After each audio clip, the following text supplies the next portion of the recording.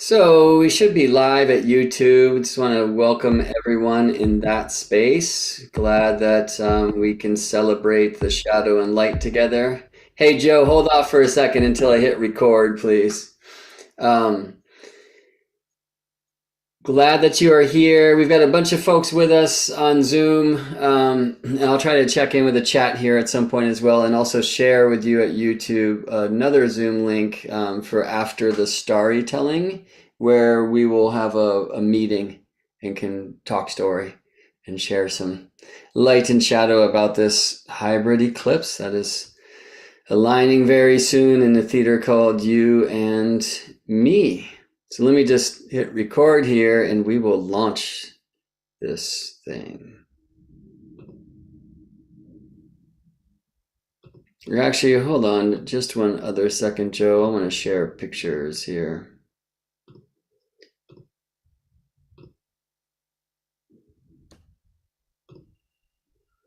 It's an image of the eclipse. We'll get back to this and rap about it a bit on the other side of this StarryTelling.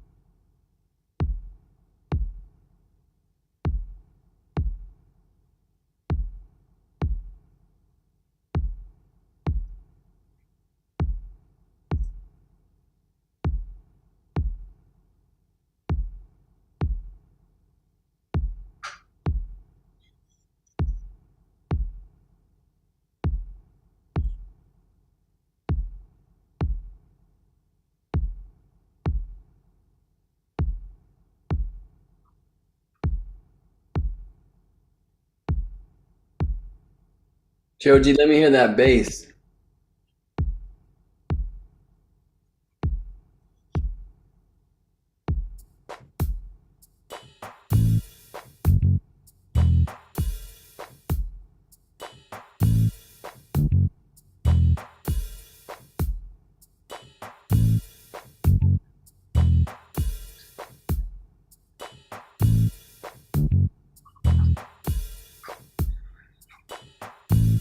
Vito was on the run.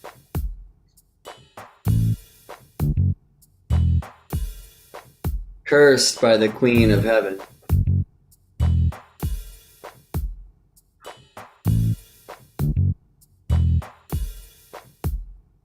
Who wished to see no child born of Zeus that would not come through her.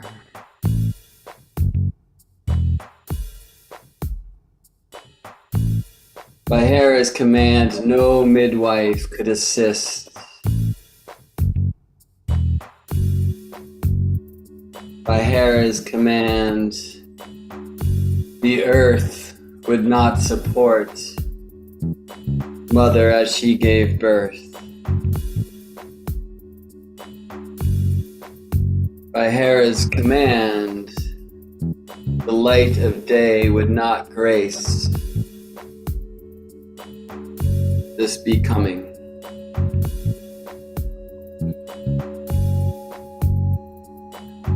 So Leto was on the run, first from the place on high, then over earth. Some say then through sky. But the only way Mother was able to find a safe place to birth these babes was for herself in labor pains to turn to dove, so that she may fly across sea to the floating island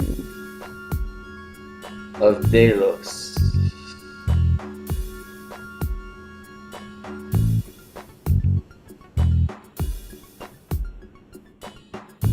She was chased there not only by this sunlight, which she must evade if she wished to find a place to give birth to her babe, but also by Python. And it's typically told that Hera conjured forth this serpent, this snake, to chase Leto to, but some simply say the Python had foreseen his fate and tried to erase a future he wished not to be. A floating island in the sea, a floating island of grace, with which Leto negotiated. The island itself wanted no part of Hera's fury, and yet it saw the beautiful Leto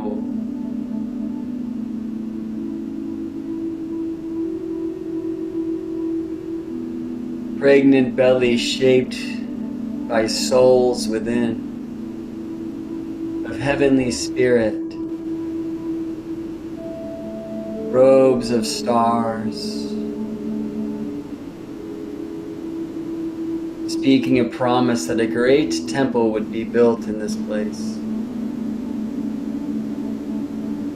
This place where a beautiful child would come forth.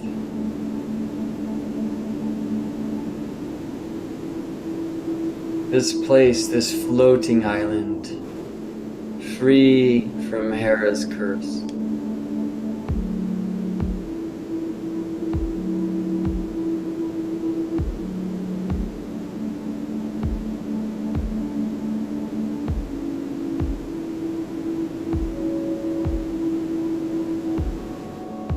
But the child would not be born under the light of the sun.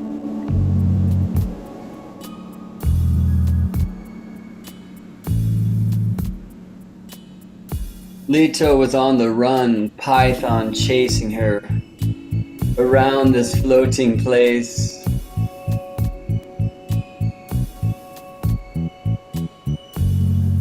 But received the grace of those on high,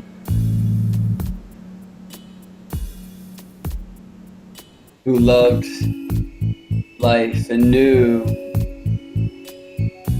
the one who would come through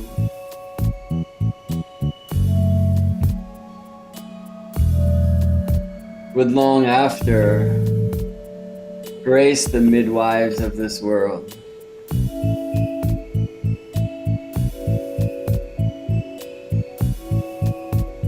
Leto found a safe space, hid in the shade until the sun went down, and in the midst of the night gave birth to the child, the daughter of Zeus, the huntress, goddess of the moon, Artemis. Artemis, who has ever since graced the midwives of this place and looked over childbirth.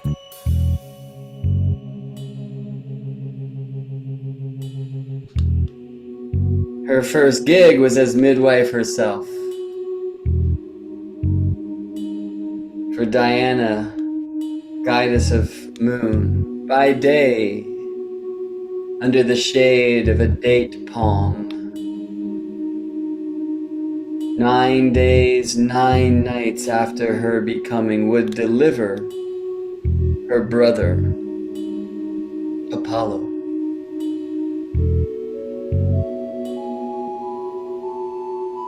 The power of these two now born was too much for that python who fled away and returned to Mount Parnassus, to his cave. Leto, with Artemis and Apollo, was safe. Later, these two, goddess of the moon, the guide of the sun, the charioteer, would receive divine bows crafted by Hephaestus himself. Artemis, goddess of the hunt, loved to sling that bow twilight time and chase her prey underneath the silver light of the moon. But Apollo's bow is seen only by day.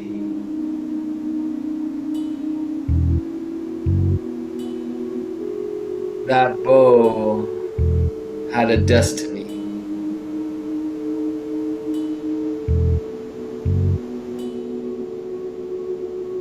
It would be fired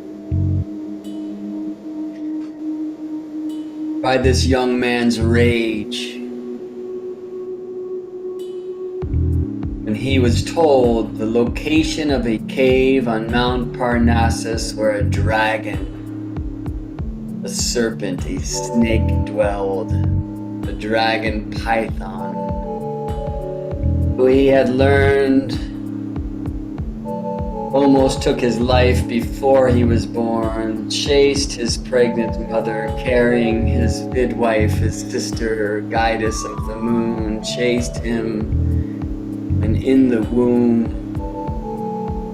the rage built up in him, the fire, anger.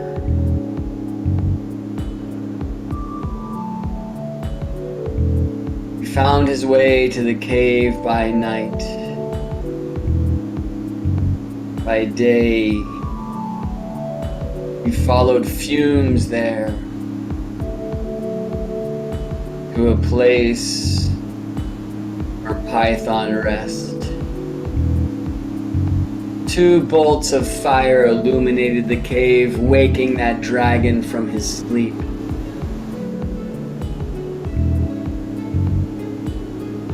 There was nothing the dragon needed to say, for he had foresawn this moment. He had seen this destiny. This would be the day then, when the young guide of the sun would string his bow and with all of his might pull back and release an arrow that would pierce the dragon's head.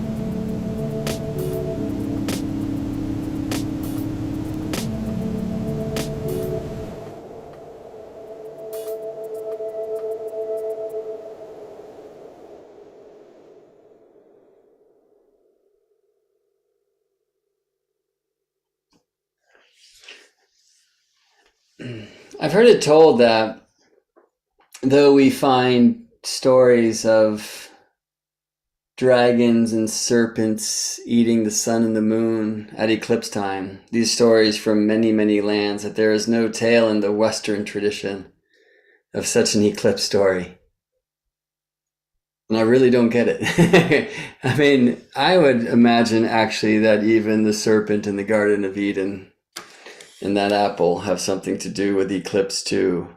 But in this story, it's all quite clear Now, Python might have other places in the sky, perhaps as the Draco constellation, who holds the center, the north of all norths. Maybe that's a tale for another time. I will say it's interesting that we are told that Leto's father was Polos, pole of the heaven. And so there's resonance there, but clearly, at least to me, this story is very much a tale of eclipse. This is the only time we see the bow of Apollo. No, we see his sister's bow every month, or every month.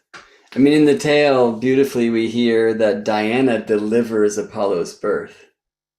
And some authors do say it was 9 days and 9 nights after her own. Well, in 9 days and 9 nights, there are 216 hours. Do you know that the diameter of the moon is 2,160 miles? Interesting fact. Half of that, the radius of the moon, 1,080, 108. 108 hours and 9 days and 108 hours and 9 nights. The moon is about 108 moons away from us. So you just take that diameter of the moon, 2160 miles, and multiply by 108, and you get the distance of the moon from Earth, which actually changes. We'll speak more about that in a bit. Earth is 108 Earths. No, let me say that in a different way. The sun is 108 Earths in diameter. And the sun is 108 suns away from Earth. So this mystical number, this number of the beads and the mala, this number that's seen in so many sacred spaces, really connects sun, moon, and Earth. 9 days and 9 nights. Maybe we can hear in those mysteries also 18, a sacred number of sun, moon, and Earth as well for eclipse families. Shadow the Earth, the periodicity of 18 years, more precisely 18.03. That is the rhythm of the dragon's heartbeat. 223 months in a Saros. Months meaning synod to synod, a meeting of the moon and the sun to the next new moon. But really, unless the dragon eats the sun, unless the moon and the sun align close enough to a lunar node, to the dragon's head or the dragon's tail, then new moons, conjunctions, are no moons. Typically, from our point of view, moon aligns to sun in the same degree, but will be seen or not seen above the sun or below the sun, blinded by the beams. Only when the sun shines from the north lunar node, the dragon's head, or the south lunar node, the dragon's tail, will new moons be close enough to their crossing points for us to experience the shadow play, solar eclipse at new moon time, a lunar eclipse, moon passing through Earth's shadow at full moon time. Traditionally, image on your screen speaks more to a new moon. Right, the old lunar calendars, and many still utilize this, but most prefer math to observation. That it's the first visible sliver crescent moon in the west. Sun sets and we see Diana's bow, always aiming arrows at her brother Apollo down below. In this beautiful twilight time, the young moon, the true, visible new moon. So we see Diana's bow every month. We see her cousin Hecate's bow on the other side of the month. Diana's bow, the young moon, shortly after moon conjunct sun, reflection of the light, a moon delivering sunlight to earthly eyes, an announcement that she has survived the flames that she passes through each month, this solar trial. Born again, maiden, who will wax for weeks until full and then wane, and the last crescent moon that is seen in the sunrise east before heading back under the beams is often called the bow of Hecate, the older moon, a wisdom moon, and a moon who is prepared for the trial to be reborn. So every month we see Diana's bow. Apollo's bow is a much less frequent sight. The only time the sun will be seen as a crescent in the sky is when moon comes for a meeting near the dragon's head or the dragon's tail. The plane that Earth takes in our annual revolution about the sun is called the ecliptic, right? So if this crystal is the sun and this beautiful stone is the earth, every year the earth is orbiting the sun, right? It's called the ecliptic plane. From Earth's point of view, it appears as if the sun is dancing about us on that same path. That is the heart of the zodiac, the plane of the Earth-Sun relationship. And for the most part, the planets stay close.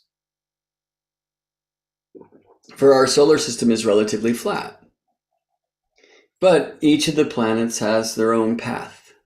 The moon has her own path. The moon's path, if this is the ecliptic, my arm, the path of the sun, the moon's path heads 5 degrees north and 5 degrees south of that ecliptic plane every month, snaking above and below the path of the sun, crossing that ecliptic plane at the dragon's head and the dragon's tail. So you can see why we have so much serpent symbolism in eclipse myth. Dragons eating suns, dragons eating moon, Rahu, the decapitated serpent, eating the sun just for it to pass through the other side. And here we have this tale of the serpent chasing the mother of these guides, guidesses of sun and moon, of Apollo and Artemis, you see. So running from that serpent. And Apollo's bow, right, the eclipsed sun, shooting an arrow right through the head of the serpent, the dragon's head, we say, the north node, where the moon crosses the sun's path from south to north.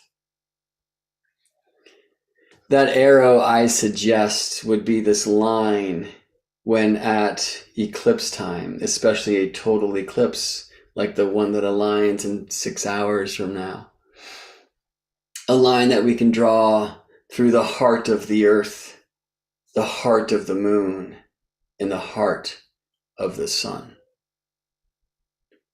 You know, some say it's when Apollo slayed Python that the Temple of Delphi was born. You may hear that word Delphi also in Delphinus, the constellation of the dolphin. And it's interesting that Apollo, this guide of the sun, has dolphin as one of his crew, but perhaps you've seen the dolphins play in sunlight times. Wolf, crow, these are many beings that hang out with Apollo. Some of it doesn't feel so diurnal, you know, nor does this place of Delphi, where we would see the Python priestesses sitting on the tripod and inhaling the fumes in the sacred space to speak oracle.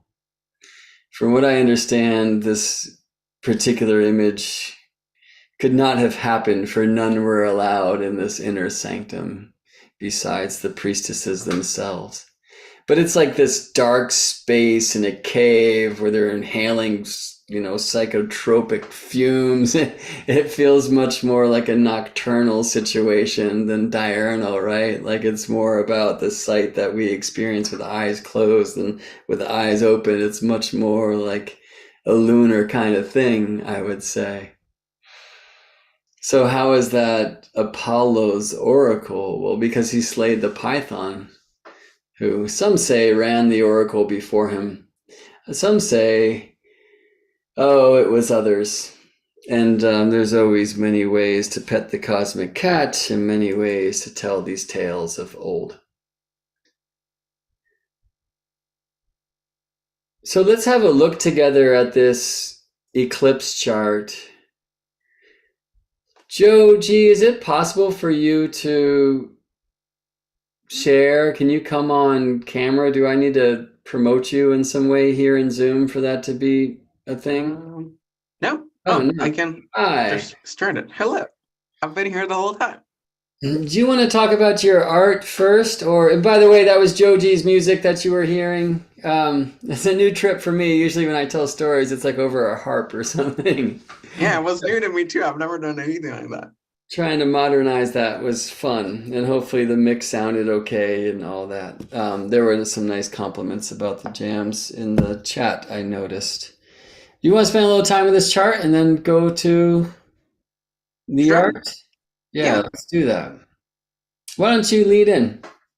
I didn't think too much about this show actually. I think that the main thing that I spent my time with was just thinking about Mars, and also that 29th degree, just because Mars would be in the fourth house from that eclipse, and the fourth house, especially in horary astrology, electional astrology, has to do with like finality and the completion of things. And we have the eclipse happening on the last degree of Aries, which also speaks of finality. So I think that that's kind of like the theme that I've been playing with, like big sort of a big closure moment, I guess. But I don't know. How have you been feeling about it?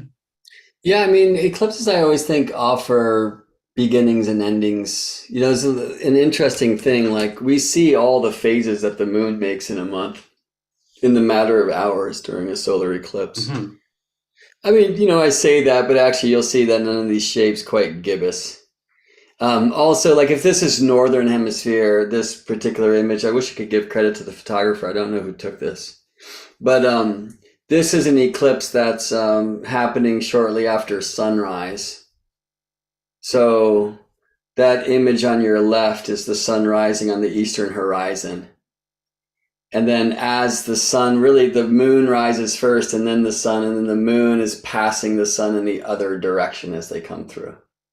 So importantly, like those crescents on the left are happening in time before the crescents on the right. In the southern hemisphere, this whole thing would look reversed. Y'all, please, I know there's many of you here, which is really sweet. Thank you. Turn your head upside down. All right. Anyway, importantly, like we see the waning phase before we see the waxing phase.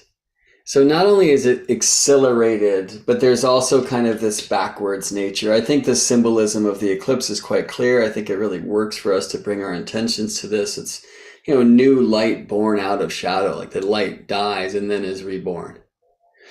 For me, sun represents spirit, the one only thing that ever was, and moon, a soul, a reflection of that one thing in its entirety. So I think another very beautiful thing about solar eclipse, especially total solar eclipse, is that we can see with the human eye that soul and spirit are the same size. But that soul is closer to home, to this place with the appearance of time and space where we can incarnate and make moves through feeling, healing, knowing we grow, and our growing is the only way that the one and only thing itself can grow. So there's so much miracle and mystery in eclipse. And the astronomers will just say, hey, I don't know, the sun's 400 times larger than the moon by diameter and 400 times further away. There you go. What a coincidence. I think most of us here, probably all of us, feel something more than that in this opportunity of eclipse. So I think eclipses in general feature the opportunity for endings and beginnings. And I love that you saw that, Joji, in that last degree of a sign. Yeah. right? Because the lunation on average is 29 and a half days, and because the sun on average moves 1 degree per day, right? We have the eclipses themselves moving, or I should say new moons, like a conjunction like this, a syzygy, a moon-sun conjunction, moving through the zodiac backwards. And interestingly, that actually doesn't happen for many months of the year when the Earth is closer to the sun. We're closest to early January.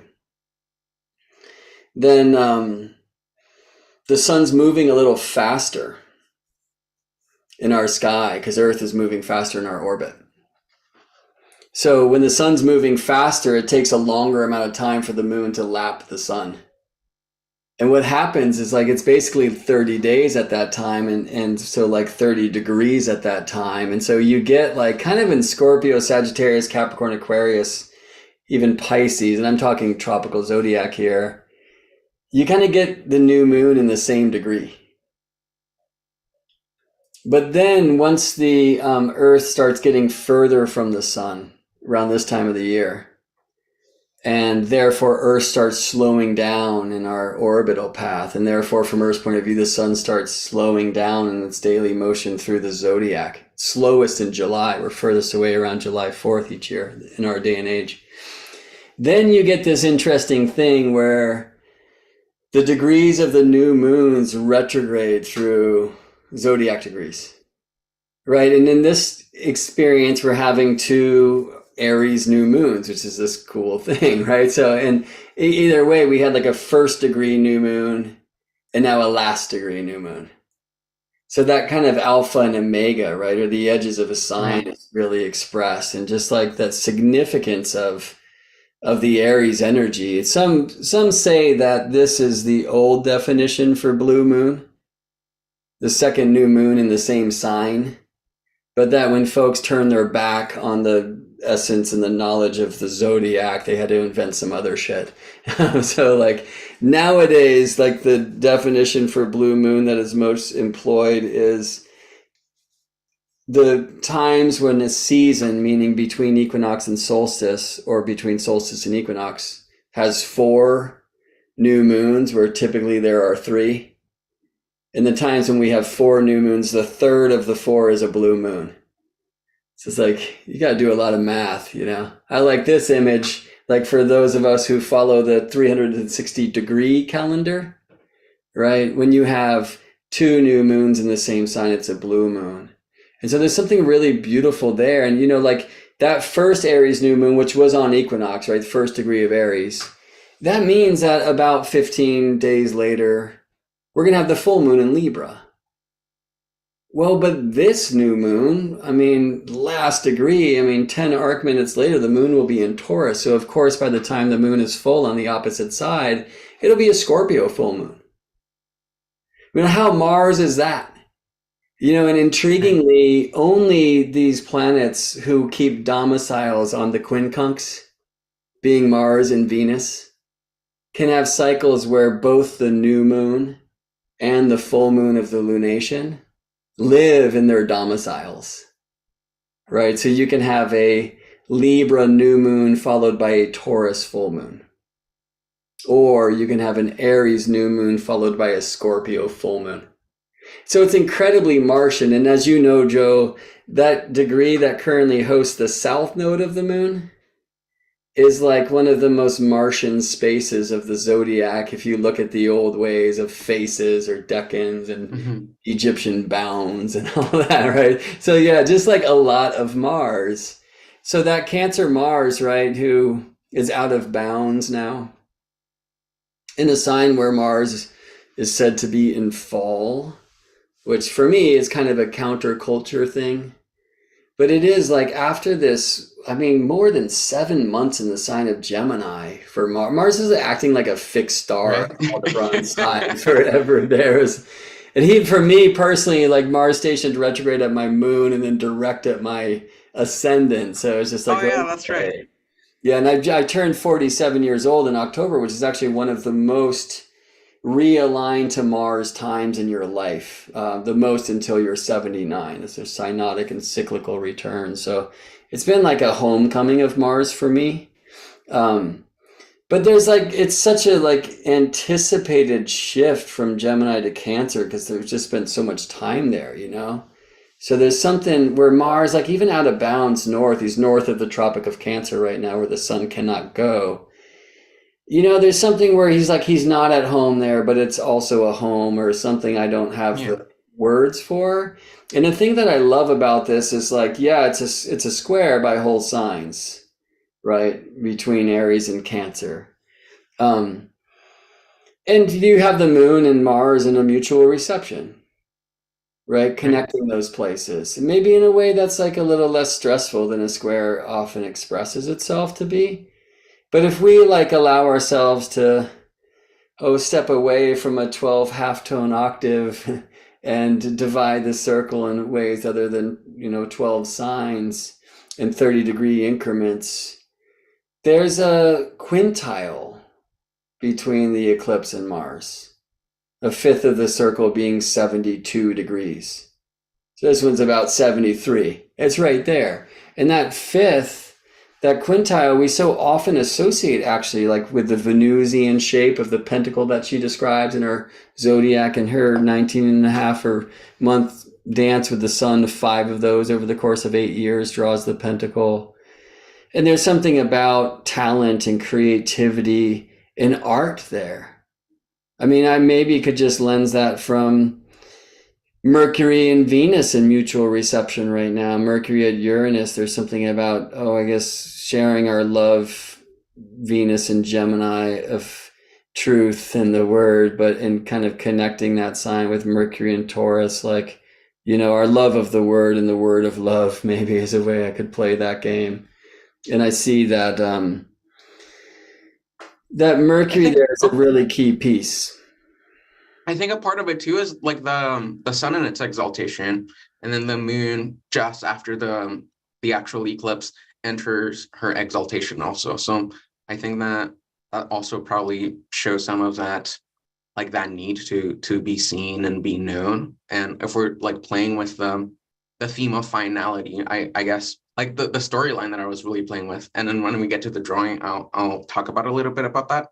But the storyline that I was really seeing is that last moment for the sun to be exalted, but then when that moment comes, what the sun has to do is give the exaltation to the moon. So it feels like it's all about getting seen and getting known, but then it becomes more about being in your own feelings, and especially with moon and Mercury being in the same sign, it can be even about translating some of those emotions that might be coming from that need to be seen and that need to be known. Because shortly after, the sun will start exalting the moon. So, yeah. Say more about that. The sun will start exalting the moon. I'm wondering how that language works technically. Yeah, the sun will just be in a place where the moon is exalted. So the moon doesn't have like the primary responsibility to take care of the sun, but because the moon will also be moving so fast, the moon will be the quickest touch point with the sun as the sun stays in Taurus, because Venus will be in Gemini for a lot of that, and then eventually Venus will go to Cancer, which also speaks to the moon yet again. So I think that like the story starts with a solar theme and moves towards a lunar closure, I guess. Like quickly. Hmm. There's another image here of a new beginning I want to return to just for our contemplations and some potential, like, I don't know, symbolic vehicles that people can use with this. I mean, I will say that this is a really wonderful time to kind of channel some of your angst and your Aries and your drive artistically. Um, but Jupiter's being reborn now, like Jupiter goes under the beams for 40 days and 40 nights. And we had this Kazemi with Jupiter in the sign of Aries. So that's like that kind of mysterious force of Jupiter being, it's like Earth, Moon, Sun, Jupiter, and the great unseen fires beyond. That Hmm. intrigues me. And of course, the things that we've been following astrologers in this year, kind of significant shifts, Saturn into Pisces, Pluto into Aquarius and squaring these nodes. There's all of the intriguing things. And so I'm really excited to kind of shift out of like webinar mode and into meeting and just hear from our fellowship here, fellow starry seekers, about what they see in this eclipse and how they're getting ready, all of the things. But this is the place where we want to be. So I'm sure when this image came up during the mix, you're like, "Whoa, one of these is not like the others." And there is something very powerful here, and this came through Joji in preparation, I believe, for this eclipse, or honoring or reverence. I should just close my mouth and open my ears and ask you, please, to tell us about this. Yeah, I actually did want to go back to the chart just for a second, because you talked about Jupiter, and I think we didn't talk about Jupiter enough. And I do have like Let me do this in another way so I can kind of go back and forth between the two with more ease. Yeah.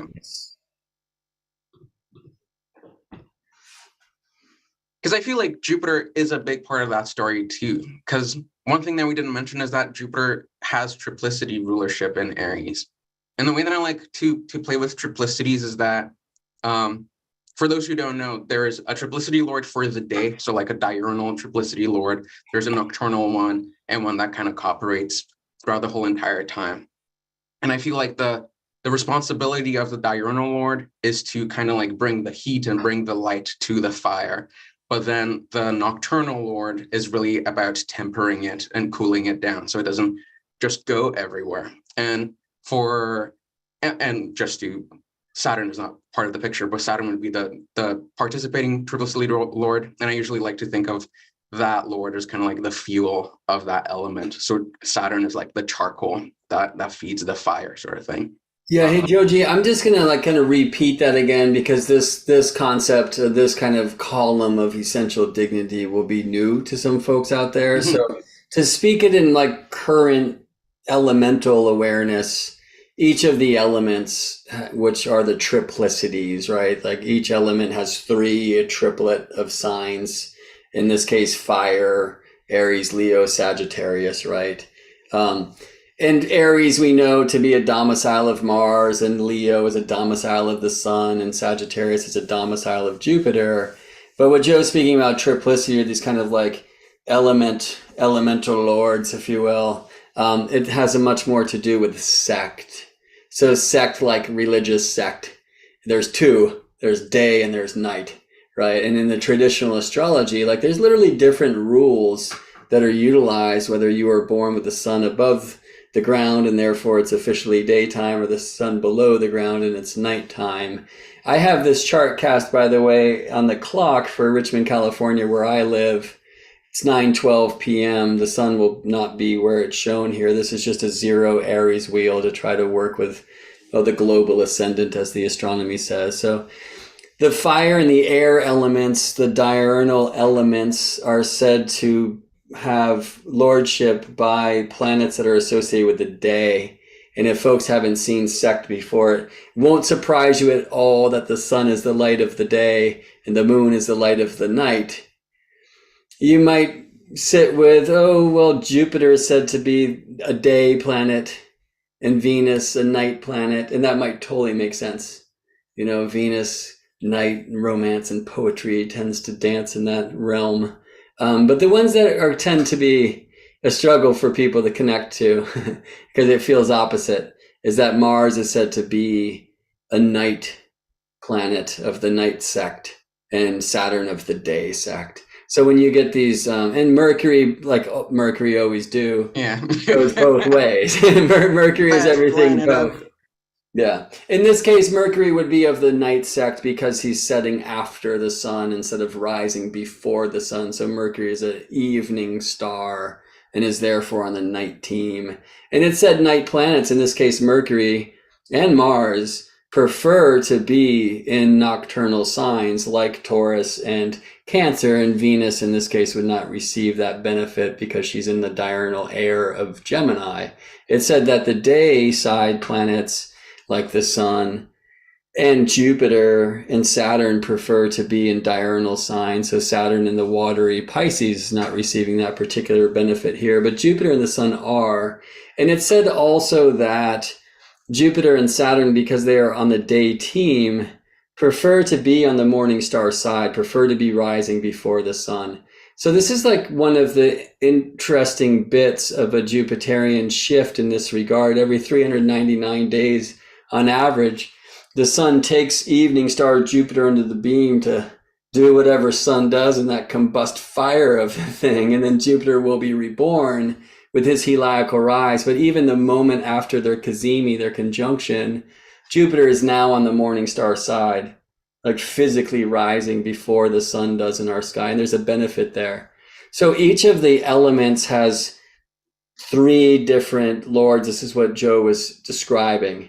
And there's one that's kind of said to be the leader of the day for that particular element, and one for the night, and one that kind of supports them both. And for the fire signs, the sun is said to be the day lord, the triplicity lord of day. So for those of you who can see this eclipse, and even for all the places on the world where it will be daytime during the eclipse, the sun is not only exalted in the sign of Aries, but also is in triplicity.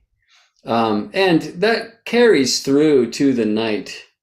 But Jupiter is said to be the kind of principal fire guide in a nighttime chart. So that's something that Joe in Hamilton, Ontario, and me here in Richmond, California, many of you on the scene, where this eclipse will happen during our nighttime and therefore not be visible, we'll have Jupiter's kind of support in triplicity at the time of the eclipse. So Joji, thanks for letting me say that, because I know traditional astrology of course. is very new to many that are listening. Yeah. But I was even more so talking about no matter where you are, I feel like Jupiter as like the triplicity planet, or like the elemental lord, or the planet with responsibility over the element of fire over the night. I try to think of nightly responsibilities, like cooling down and calming down. And in this instance, it would really be to just keep the fire in a place that it's warming people up, not burning houses down. And Jupiter as a planet that is about generosity and gifting away, I feel like tells it adds a very interesting piece to the story. Because if we're talking about, this is a solar story of like the sun and the sign of its exaltation, and Jupiter just had that cazimi, and Jupiter went away, the planet that's supposed to keep that fire tame. Sometimes it can bring, I guess it can bring that sense of like just excessive heat. There's so much burning, and it's the sun, it's exaltation. It's like I am who I am. I'm gonna do what it is that I want to do, and I'm just gonna shine. I'm gonna be the best, and it's gonna be great. But then but then Jupiter's the planet that's supposed to be like, hey, well, what about everybody else? Doesn't everybody else also deserve to be great and fantastic? Can't we like maybe slow it down and share the spotlight a little bit? And for Jupiter to go away and now start to be reborn, just as we shift into this, like the moon going in a sign of exaltation, and really stepping more into the lunar part of this lunar cycle story. I think it really is about, I guess, getting in touch with those emotions, and like what it's like to maybe feel on the other side of not being like that sun, feeling great and all, and allowing others to also have that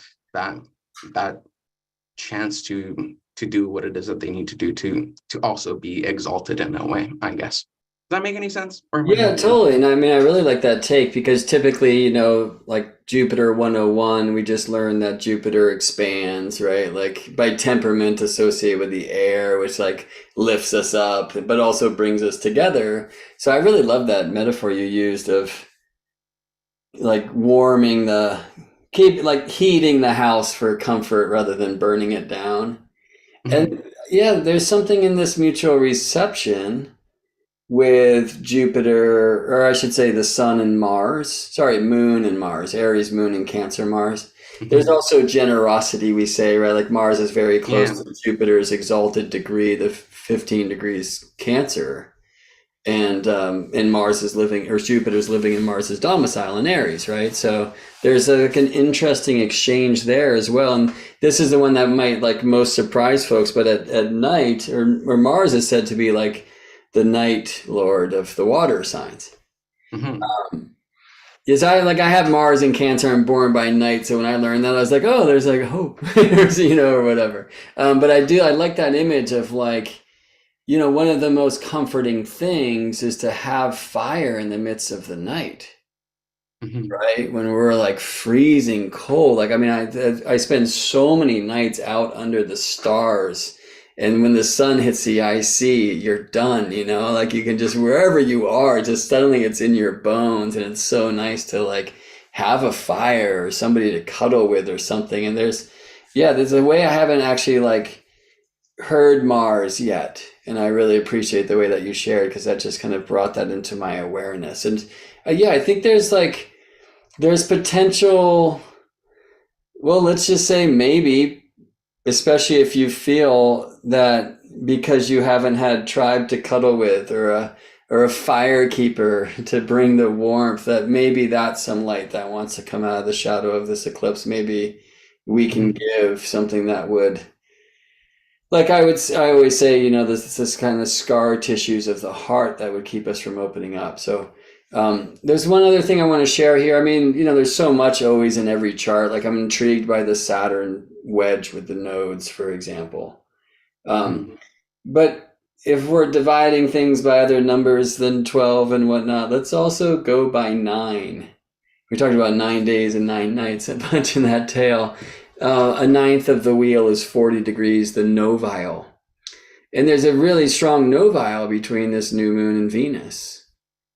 And that novile itself, some say, is like, I don't know, the essence of the soul, like the ninth derivative chart, the Nimvamsha, I've heard some practitioners of Jyotisha, which you may know as Vedic astrology, say is like the fruit of the tree that is the Rasi or the natal figure. Which I Hmm. love that.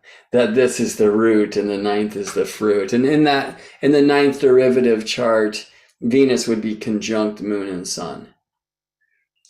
It's also said that that ninethness somehow is a reflection of like seventh house expression, so that it's a place of relations.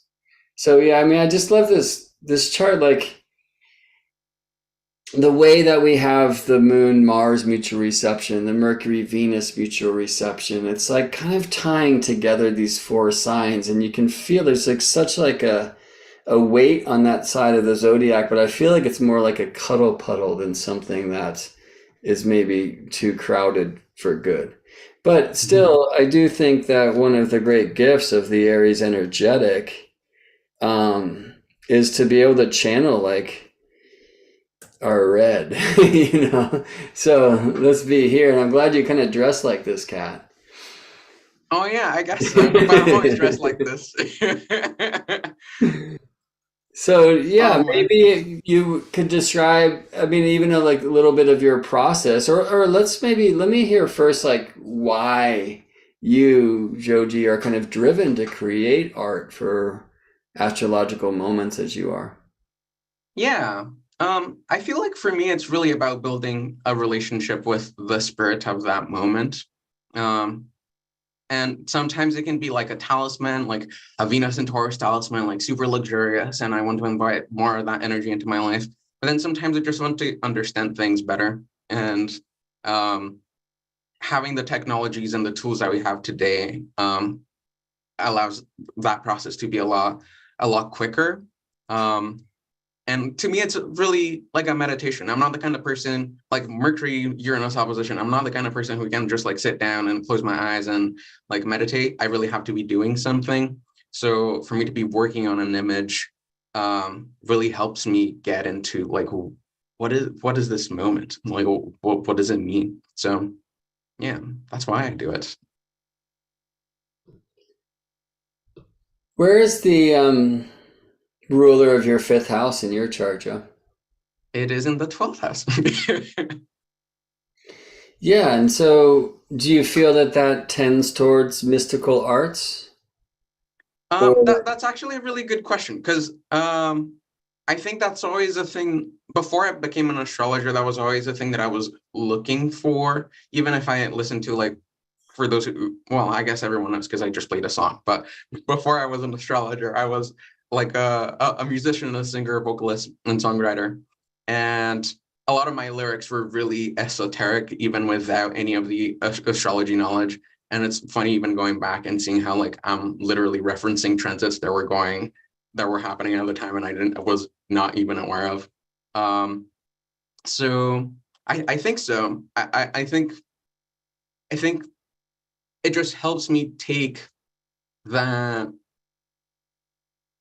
thing that sometimes is hard to express in words and to make it visible, like just to pull things out of the 12th house and make it tangible and real in a way that you can't really just sit. And like part of like the biggest gift of creating these images for me is really what comes after, and the fact that I can just like put these images on my computer, shut down all of my lights, and just really stare at it and look at all the details that I probably missed as I was making them.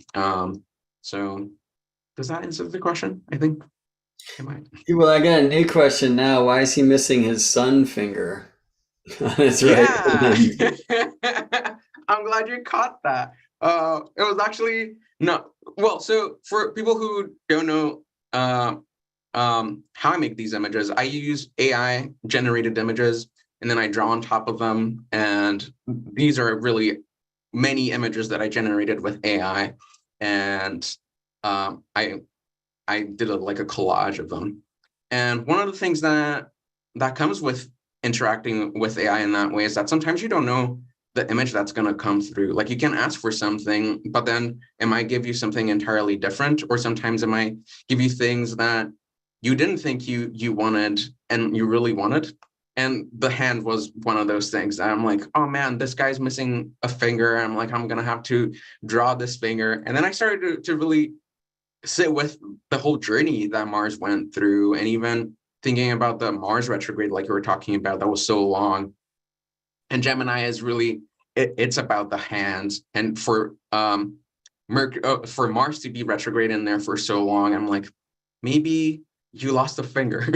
Yeah. Maybe in that whole process, you lost your finger, and now you're trying to like take take things forward in a way, and like still I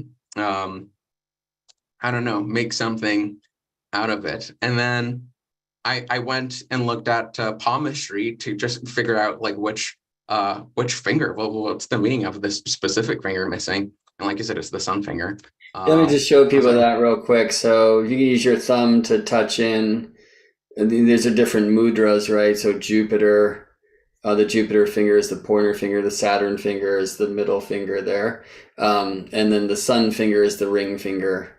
And then Hermes, Mercury is the pinky finger. So that's like a mudra for Hermes. Venus and Mars live in different places on the palm. And, many would say that the right arm, and, I guess I could get stoned for saying this in our current climate, but especially for men, is the solar arm, right? So that the sun finger is missing from the right arm. It's just like, right, that's so cool. And that kind of almost feels like a part of him that he had to give to, I don't know, slay this dragon. for And I sure. think really importantly that, like the Oracle of Delphi, like it is a Python oracle. It is like a serpent oracle. Hopefully really trying to get that across before. So it's like, it's not like he really slayed this dragon. It feels like to me, it's like he transmuted it. I mean, maybe tamed the beast in such a way that then it's like essence of truth would come through, like those gases, which, as I said before, like it feels so nocturnal. It's so like it's these women, in the darkness, like breathing these fumes. But why are there fumes? Because of the heat of the sun, right? Like warming the inner earth, which expresses Mhm. this. So there's this like relationship between the sun and the dragon. Yeah. So I mean, I just love the dragon coming out of this kind of fiery clouds. Joe sent me earlier some of the images that are like in here, like the archer, but also like, I was like, let me get some smoke, and I was looking on my small screen. He's like, there, it's there, dude. And I looked on the big. It's like, oh right, like he's kind of sitting on this like cloud of smoke. But the cool thing is, it's actually like images of clouds, which obviously really supports like the sun and the sky, right? Which I like. I love that, and yeah, I mean, I think that.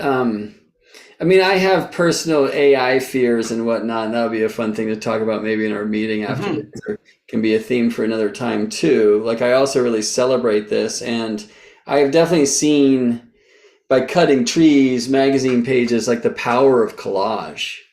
And Yeah. sometimes you get something it doesn't quite do it, and then once you like integrate it with the other pieces, you're like, oh my gosh, that was like that's the key thing. Like I didn't even know it, right? And so the way that the art kind of teaches you in the process is so amazing.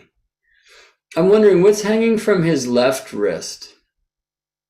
It's just some like praying beads. I'm assuming. I don't know. The Gotcha. AI just kind of added it, and I Did kept the it. did the necklace come with this main character too, or did you? Because it feels very serpentine. Yeah. So I actually really struggled to get the image of that man. Like that was one that I really had to meditate to find like the words to describe what I really wanted. And I think I can probably find what the prompt was if I scroll up on my history a bit. But for those of you who are totally unfamiliar with what AI is and how, especially generative AI and how to make these images, is that you give it a prompt, you give like a description of the image that you want, and you sometimes you think that you're explaining it very well, but the AI itself, it has its own way of understanding things. So sometimes you really have to play around with lots and lots of different versions of what you want. Um, and the way that I got to this specific image was with the prompt, um, a drawing of a blind king kneeling at the roots of a gigantic mangrove tree catching on fire, drawn in deep reds and oranges. It evokes the essence of glory being overshadowed by a great ending. And that's where I came to the image. Sorry, I couldn't even hear all of it. That's amazing. Wow, I would like it's amazing how specific that is. Yeah, like you really have to be poetic about it if you Hmm. want the the AI to give you poetry back. Otherwise, it's just going to give you something very generic. But yeah, I don't even remember what the question was. Oh yeah, the necklace. The necklace was a thing that I didn't even write into the prompt. It was just a thing that the AI gave me. Well, But because uh, because Mars is in like that again, the fourth house from the eclipse, I was really trying to grab the sense of like getting rooted or starting to to put roots down. And again, like this whole image of the journey of Mars through the retrograde in Gemini and then finally arriving at Cancer. I almost imagine this um, this warrior finally coming to like a river, because I always, whenever I think of Cancer, I always think of rivers hmm. and um, and setting roots there and like finally. And it might not be even like the place that warrior wanted to place roots at, because things are not still not great. There's a dragon in the sky, but it finally found a place where it could even just like sit to meditate and again like sit with those fumes and hopefully um, gain some new insights into where to go next, where to go from here. And I think that that's kind of why I wanted to grab some of that. That's the fiery clouds up in the sky in the bottom right corner of the image, because it's almost like by going into this river and by doing that meditation, like letting go, the warrior could actually grab a piece of the sky and become one with it eventually. So that was kind of like my thought process behind this. That's beautiful. I just want to look at, well, there's a question in Q&A. Let me get back to that. Yeah, like I said, I was like wondering where to integrate this into this tale, and like I kind of turned it to like just this moment of trying to like elicit the power and the drive that sometimes rage can elicit. Hmm.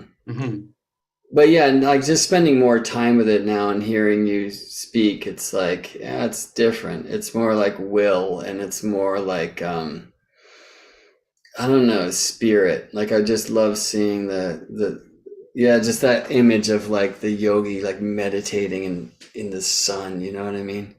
Hmm. Um, what about, so maybe the last thing I'll ask about the art for now, that would be fun to spend some more time with this later. And where, just so folks know who are listening now, I'll put a Zoom link in the chat box here for those of you listening to Zoom, and I'll put it in the comment section of the YouTube page for those of you who are listening live there. In fact, I'm going to do that there right now, because as soon as I end this webinar, the YouTube stream will end. So yeah, this obviously won't be open yet, but I just posted a Zoom meeting link in the YouTube, and you're welcome to come over there and join us, where we're going to kind of just spend some time sharing with one another. But before I leave this beautiful illustration, at least for a moment, what's with the sigil on his crown? Oh yeah, it's just a circle for the sun, the crescent for the moon, and the Aries glyph. And I just wanted to make it somewhat eclipsey by painting some of those sections black. Got it. Yeah, I'm seeing that Aries glyph now. Cool. Yeah. Yeah, this would be with the crescent on that side. Well, you were born in the southern hemisphere but live northern, so I don't want to project Yeah, one I wanted hemisphere yeah, I onto the wanted to put the other. crescent on the other side, but then the actual eclipse behind him has the crescent on that side. It's Right. like Well, the I mean, solar crescent. we get both during the eclipse. Oh, I see. That's the sun crescent. Hmm. Yeah. So that would be. I guess that would be. I'm just trying to see it. Yeah, that's kind of before, right before totality. And now I'm seeing Hmm. that Aries glyph now. So there's a lot of beautiful Aries expression that we often miss in this image. Anyway, thank you, Thank Joe. you. It's really fun to collaborate in this way.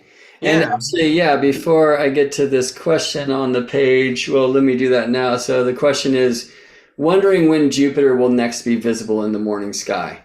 Um, the answer for our friends in New Zealand and Australia that are here now is much earlier than for those of us who live in the Northern Hemisphere, just because of the way that Aries rises in the Northern Hemisphere. It rises, the ancients would say crooked, it rises like this. So even if Jupiter is like far from the sun, they're still kind of co-rising. Where in the Southern Hemisphere, Aries is a very straight sign, it rises like this. So Jupiter will rise well before the sun. In the Southern Hemisphere, I'm guessing you'll see Jupiter within a couple weeks. Joe, do you know, does Jupiter ingress Taurus before full moon? Clearly, Cancer, Mars will still be in Cancer. Do you remember the Yeah. date of the Jupiter ingress? I mean, it's early May, right? I have my ephemeris right here. I can figure that out really Great. quick. So, I mean, even in which sign Jupiter will first become visible is interesting. I'm sure in the northern hemisphere skies, we will not see Jupiter with our eyes as a morning star until It's after before Taurus the full moon. ingress. So he's coming into Taurus really soon. Hmm. The full moon obviously is going to be around 15 degrees Taurus, Scorpio. And so, you know, the ancient or the Hellenistic criterion for under the beams is 15 degrees on either side. But it, that's like a rule that has many, many exceptions. And I'm not even sure it was even meant to state like anything within 15 degrees of either side of the sun absolutely cannot be seen. Like I've seen Venus within one, frankly, because of other things like latitude. But so much I've been finding, I've been taught by the sky that it's all about these straight and crooked signs. So Edna, I know you're in the northern hemisphere. I think we probably won't see Jupiter until well after full moon time. And we can look at that full moon too in our study group or following this, or just our hang, because you know it's an eclipse as well. we're kind of coming out of a period where we had a lot of partial solar eclipses and total lunar eclipses.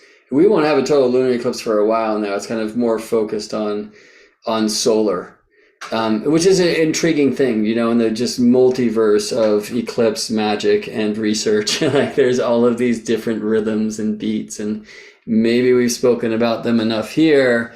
I will say that under the beams and back on the scene, segue is like one of the key themes actually of a new month-long workshop that I'm starting a deep dive this Saturday, April 22nd. Joe G is going to be one of the guiding stars for this thing. Actually, I'm going to be teaching three different techniques and one overarching philosophy / invitation of connecting with the fixed stars personally, and then different ways that you could anchor them into your chart. Like birth charts. We'll work later in a different workshop on like timing techniques for when your natal planets and points will come to certain stars. And these techniques that I'll be teaching, which are projections and parallels and parans, can be used with any star. But we'll be focusing in a series of workshops, some which I will lead, some which others like Joe G will lead throughout the course of the year ahead, on the Bohemian stars, the so-called magical stars of Hermes, which are intriguing list. We're looking at three of them on the screen. Right in the center above the word grounding is Capella, the goat Amalthea who fed baby Zeus in the cave on Mount Ida, held by Auriga, the charioteer. Those are her kids just below on either side of fixed, or the X and the E, her two twin baby goats. On the very right of the screen and at the top is the Pleiades, might be hidden by cameras, the seven sisters, which is said to be of this Bohemian set. And then below them, the brightest star of the Hyades, the sisters of those seven sisters, Aldebaran, the Eye of the Bull, the royal star. So there's these 15 stars of Hermes that all have corresponding crystals and plants, herbs, colors, sigils, and other things that we can work with magically. And that will be part of this. Like, this isn't like an astro magic training. I'm like teaching sacred astronomy techniques to help you understand there are many ways to bring the stars into the chart. But we're going to have many guiding stars that will kind of bring us into awareness of, the Pleiades and quartz, which are said to correspond, or the Pleiades and frankincense, which are said to correspond. In this first month, I'll be introducing all of the Bohemian stars and where they live in the zodiac and different ways you can play with them. And again, like, it's not just limited to that set of 15. We will mostly be focusing on the Pleiades and looking at chart examples in our group. We've got 70-something people signed up already. So a thing that I'm excited about is I'm going to teach 4 webinars, 4 consecutive Saturdays, beginning this Saturday, April 22nd. They'll be at 9 a.m. Pacific. And of course, everything's recorded if you can't make it live. But then we're going to have study groups on Wednesdays around this time, which is why I wanted to do this now. I think there'll be a half an hour earlier, 2:30 p.m. Pacific time on Wednesdays. First one on the April 26th, where we'll hear from other guiding stars about, crystals and plants and sigils and colors and, history and mystery and mythstery. I'll be telling a lot of different stories along the way of chart examples of ancient delineations and do they work or not. Weird astro body, an amazing being, is going to actually don the dress of the star so we can have direct Q&A with the star itself channeled I'm through. so stoked for that. Yeah. That is honestly my favorite thing about the whole entire course. Yeah, I'm stoked for that. And then Joe G will be working with hopefully everything that comes in this month to help him create this like talismanic image. And we'll look at timings, like we'll show you some elections that you can use and talk about just kind of basic astromagical principles if you want to, this month or sometime later down the road, work with the Pleiades in such a way. I mean, interestingly, the Pleiades like have a rap for causing blindness. And I'm kind of surprised that I've seen a bunch of charts where that has been true. Because because I just can't believe it, because the Pleiades like they're just so beautiful to me. There can only be good coming from them. But one of the magical works with the Pleiades is to actually prolong your terrestrial eyesight and to increase or maybe open your celestial eyesight and your ability to connect visibly with the world behind the world. The Pleiades works are said also to be able to call forth the winds and in good spirit. So not everyone will want to go there, and that's fine. And some folks will simply want to work with the drawn sigil, because creating a huge AI masterpiece would maybe be too much. But if you really feel a lot of like what the group has to share, like co-creation and Joji's piece, which I imagine I will, then there'll be prints that you can find your way to and have on your walls and such like that. So yeah, other guiding stars, there's so many others, but one I'm really stoked about is Noah, who's studied some astronomy and astrophysics, and he's going to bring some of the like modern knowledge around stars to our point of view. Like, how far away are they? How big are they? What are they made of? You know, according to the modern thought, where were they made, if we know, right? Like, are there things we can't see with our naked eye around? Like, supposedly the Pleiades are within this nebula of tears, which is this like intriguing thing, right? So like, why did the astronomers choose that name, right? When probably, at least astronomers of our day and age, tend to not to know so much about the ancient delineation set. I mean, you know, but blindness with the Pleiades and prolonging eyesight, well, the Pleiades themselves are an ancient eye test and a modern eye test too. But there's much more to that. So later in the year, I'll be teaching workshops around keeping calendars with the cosmic cycles and the importance of the Pleiades in many places to this day, like in New Zealand, like in Hawaii, and then also in the ancient Babylon, like in the earliest astrology that we're aware of. The young moon, Diana's bow, and the Pleiades kind of mark the beginning of 19 and 76-year cycles and other fun things. So I hope you'll consider joining us if you choose to sign up now at geminibrett.com/stars, where you can read much more about this. You will get the $123 course, which is already priced ridiculously cheap for 4 webinars and 4 study groups and much more. You'll get it for $99. So head over there right now. And if you're a student of the School of Astrology, remember to use that little code you were sent. Okay, so let me put in the chat here this link for the Zoom meeting that we'll move over to. So everyone copy and paste that if you would. I'm just going to wait here for a little bit to see if there's any problems.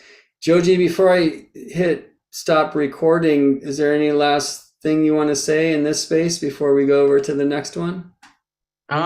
Just thank you, everyone. This was fantastic. It was a lot of fun. Yeah, and thank you, Joji, and thanks everyone for being here. We feel your energy, and I'm really excited to hear some of your words. I see we still have 50 people around. Thanks for that in the chat. Yeah, so copy that meeting, because as soon as or that link, you can also, by the way, for those of you here on Zoom, in the chat box, like where you would write a message, there's like a dot on the right hand side. You can click that, and then you can click save chat, and you'll have everything in the chat, including that link saved. And so we'll see you there. I'm just going to close this one down, and I'll open up that meeting in a few minutes. Those of you who are listening at YouTube, it's in the comments. You got to click it now though, because as soon as I end this video, the live stream, it will be gone. So go click that thing right now. It'll probably say like the host has another meeting in progress, and it'll just ask you to wait there, or you click it again or something. We'll see you over there. And I'm really looking forward to hearing what you have to say. For those of you who have like strong connections of this eclipse to your own nativity, we're happy to kind of look at some charts too. And hear from many, I mean, there's a lot of astrologers on here, so we'll get to hear from many points of view. So we'll see you over there. Thanks so much for spending some time with us over here, and may we all, and may our world find new and beautiful light of truth by willfully and courageously moving through this shadow. See you in space, friends.